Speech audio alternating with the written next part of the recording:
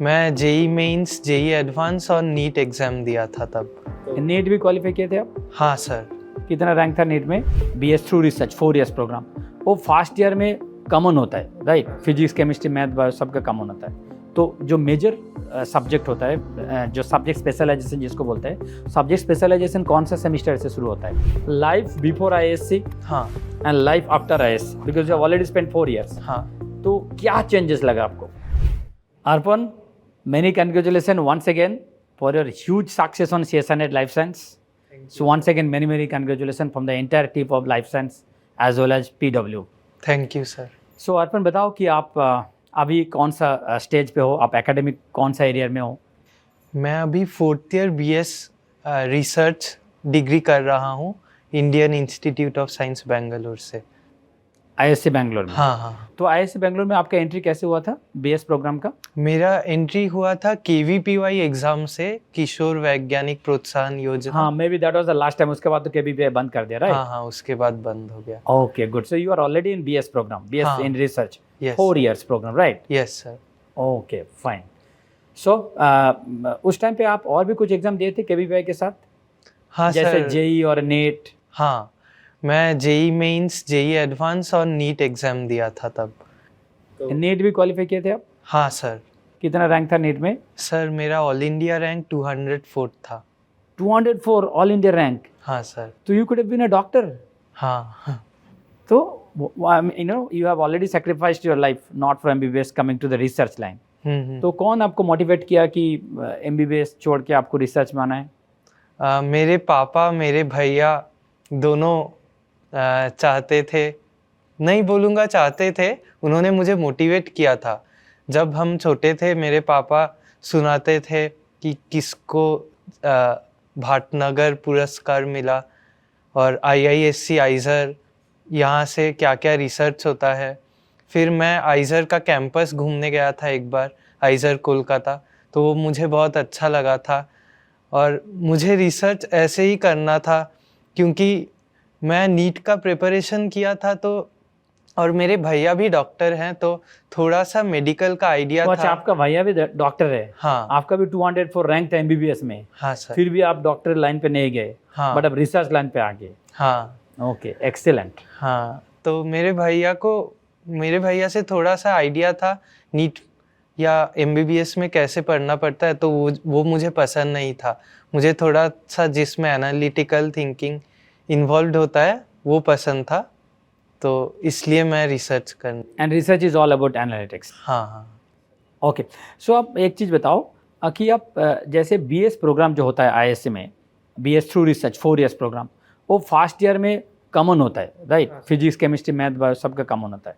तो जो major subject होता है, जो सब्जेक्ट स्पेशलाइजेशन जिसको बोलते हैं, सब्जेक्ट स्पेशलाइजेशन कौन सा सेमेस्टर से शुरू होता है? 4th सेमेस्टर से शुरू होता है, मतलब after 1.5 years. Okay, after 3 semesters basically. हाँ सर। तो आपका मेजर किस में है? बायोलॉजी में है। आपका मेजर बायोलॉजी में है? हाँ। ओके, तो बायोलॉजी का कौन सा एरिया आपको सबसे ज़्यादा पसंद है? मैं स्ट्रक्चरल बायोलॉजी और बायोकेमिस्ट्री मुझे सबसे पसंद है। स्ट्रक्चरल बायोलॉजी क्योंकि स्ट्रक्चरल बायोलॉजी बहुत एप्लीकेशन ओरिएंटेड है। आई मीन बहुत सारे एंटीबायोटिक्स जो डिज़ाइन हुए हैं, जो हम लोग अभी लेते हैं, जो एंटीबायोटिक्स वो स्ट्रक्चरल स्टडीज़ के थ्रू ही डिस्कवर हुए थे। इसलिए मुझे स्ट्रक्चरल बायोलॉजी सबसे पसंद है और बायोफिज़िक्स भी। बायोफिज़िक्स क्योंकि बायोफिज़िक्स से हम जैसे ग्रोथ कर्व अगर मान ले, ग्रोथ कर्व से हम जो नेगेटिव फीडबैक रेगुलेशन है, ये बस एक कर्व से हम इतना कॉन्सेप्ट्स के बारे में सोच सकते हैं, उसको मॉडल कर सकते हैं। इसलिए बायोफिज़िक्स और स्ट्रक्चरल बायोलॉजी मुझे सबसे अच्छा लगता है। ओके, तो आप ऑलरेडी आईएससी में है। हाँ। आप बीएस प्रोग्राम। हाँ। तो are you planning for MS also integrated? हाँ सर, मैं एमएस के लिए प्लान कर सोचा गया। ओके, तो इसके साथ पीडब्ल्यू कहाँ से आ गया? मतलब you are already in ISC, you have already qualified in NEET, you could have gone for MBBS, but आपने रिसर्च पे ज्वाइन किए थ्रू योर केवीपीवाई स्कॉलरशिप। तो फिर पीडब्ल्यू कहाँ से आ गया? सीएसआईआर, पीडब्ल्यू, ये सब कहाँ से आ गया आपके दिमाग में? तो मुझे पीएचडी करना है। पीएचडी कहीं से भी करना है, इधर इंडिया और अब्रॉड। बट और मुझे बाद में मन है कि रिसर्च करूं इंडिया में एज अ फैकल्टी मेंबर। अब फैकल्टी मेंबर बनने के लिए मुझे पीएचडी करना पड़ेगा, पीएचडी के लिए CSIR देना पड़ेगा। और मैं क्लास 9 से फिजिक्स वाला मतलब अलग पांडे सर का क्लासेस देखता था। क्लास 9 से? क्लास 9 से। Wow, excellent. हाँ, तो उस टाइम पे अच्छा कोविड पीरियड भी था ना उस टाइम पे? हाँ, मैं आपका जब सर क्लास 9th 10th खत्म किया तब कोविड शुरू हुआ। तो उसी टाइम पे आप अलग सर का क्लास भी देखते थे? हाँ, मैं क्लास 9 से ही देख रहा हूँ। फिर मैं जब 11th में गया तब Physics Wallah as full fledge में ग्रो किया। फुल फ्लेज में ग्रो। अब तो और ज्यादा ग्रो किया। हाँ। Okay, good. So you are already in touch with us since last 5-6 years. हाँ सर। In different mode. Yes. In school level, higher school level, then again graduate level, Yes. again at the post graduate level. हाँ हाँ। Oh. So एक चीज बताओ कि PW का कौन सा बैचेस आप लिए थे?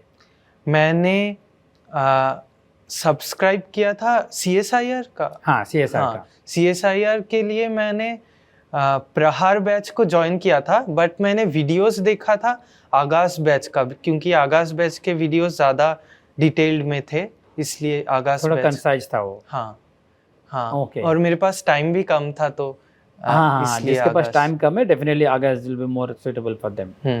ओके, तो आपका फैमिली में तो ऑलरेडी कुछ बाकी लोग हैं जो कि इंटरनल मोटिवेशन फैक्टर की तरह काम किया। जैसे आप बोल रहे थे कि आपका बड़ा भाई ऑलरेडी MBBS MD कर चुका है, राइट? हाँ, अभी सर। MBBS पे है या MBBS हो चुका है?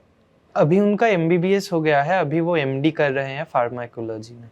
अच्छा, MD कर रहे हैं। हाँ हाँ। Okay okay, good.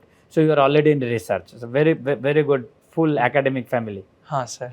तो पापा बहुत खुश होंगे? हाँ, पापा खुश है कि मेरे बच्चे इंडिया के बेस्ट इंस्टीट्यूट्स में पढ़ रहे हैं। Great great great, because IISc obviously ranks first when it comes to research, obviously. तो IISc का रिसर्च कल्चर कैसे है?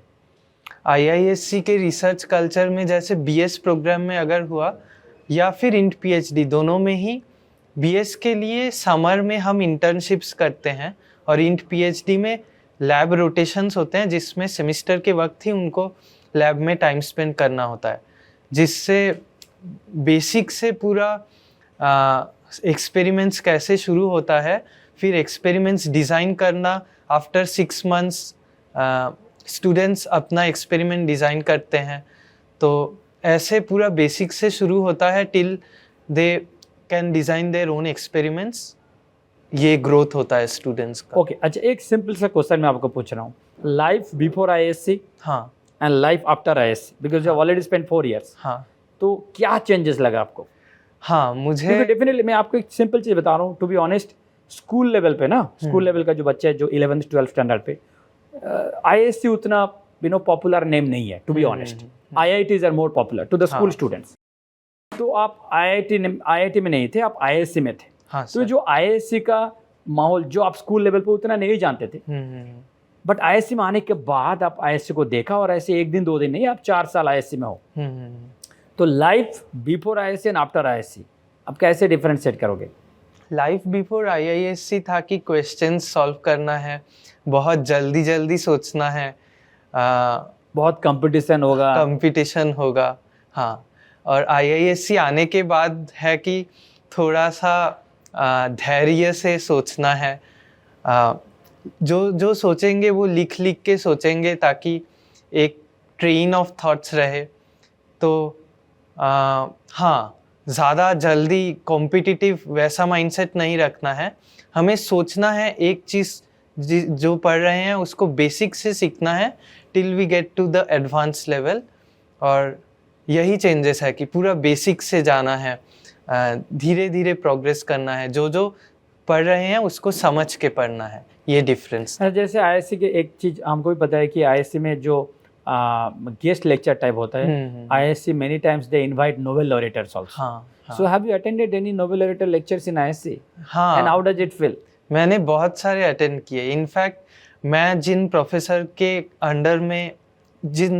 के लैब में काम करता हूँ, प्रोफेसर तनवीर हुसैन, वो पोस्ट डॉक स्टूडेंट थे प्रोफेसर वेंकी रामाकृष्णन के। और नोबेल laureate, हाँ, इंडियन साइंटिस्ट। हाँ हाँ, जो medical research council university of Cambridge में प्रोफेसर थे, उनको नोबेल प्राइज मिला था राइबोसोम का स्ट्रक्चर डिस्कवरी के यस लिए। यस यस यस तो वो हमारे लैब में ही आए थे, हम सब लैब मेंबर्स से उन्होंने बात किया, वो मुझसे पूछे मैं क्या मतलब बीएस डिग्री के लिए यहाँ पर हूँ, क्या करना चाहता हूँ इसके बाद।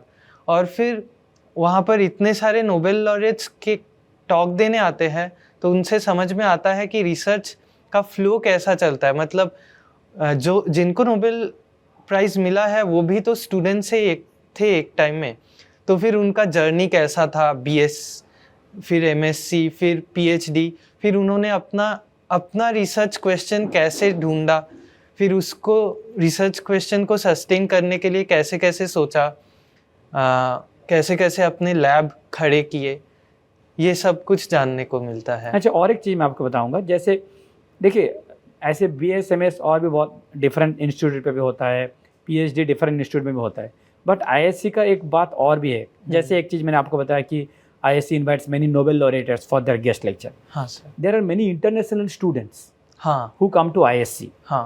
in international exchange program, Nehru Fulbright, that scholarship, this that kind of that. तो उसका माहौल कैसे होता है जब आप सेम क्लासरूम में देखते हो कि कोई जापानी स्टूडेंट से, कोई चाइनीज स्टूडेंट से, कोई सिंगापुर से आए, तो हाउ डज इट फील? जैसे मेरे डिपार्टमेंट में फ्रांस से स्टूडेंट आते हैं, और फिर अंडर ग्रेजुएट डिपार्टमेंट में नेपाल से स्टूडेंट्स हैं और अमेरिकन्स भी हैं। तो मतलब पूरा world International view in just one class समझ में आता है कि पूरा वर्ल्ड कैसे काम करता है, वो एक क्लास में पता चलता है। जैसे यूएस में क्या क्या स्कूलिंग सिस्टम्स है, वहाँ पे कोचिंग का क्या सीन है, या फिर वहाँ के स्टूडेंट्स का क्या एम्बिशन रहता है, मैं क्या बनूं, ये सब पता चलता है। फिर यही सब। इंटरनेशनल लेवल पे बहुत सारे चीज़ होता है। हाँ या these are all plus points of ISC। हाँ सर। डेफिनेटली। हाँ okay, so I am sure there will be many viewers who will be listening to us. हाँ तो उनके लिए कुछ बताओ कि कैसे अपना जो जर्नी है, अपना जो ड्रीम है, उसको कैरी करे, so that they could also land up to ISC।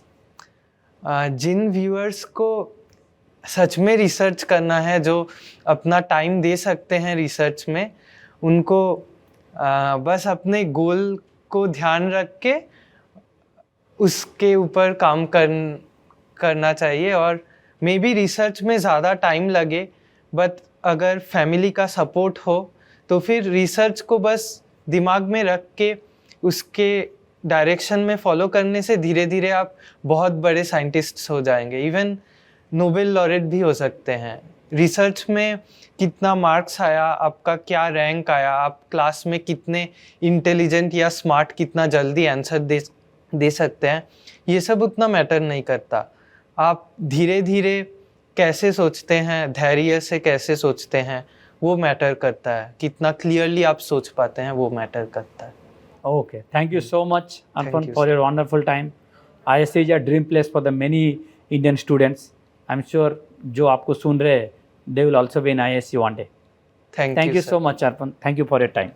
It's my pleasure, sir. Yeah, thank you.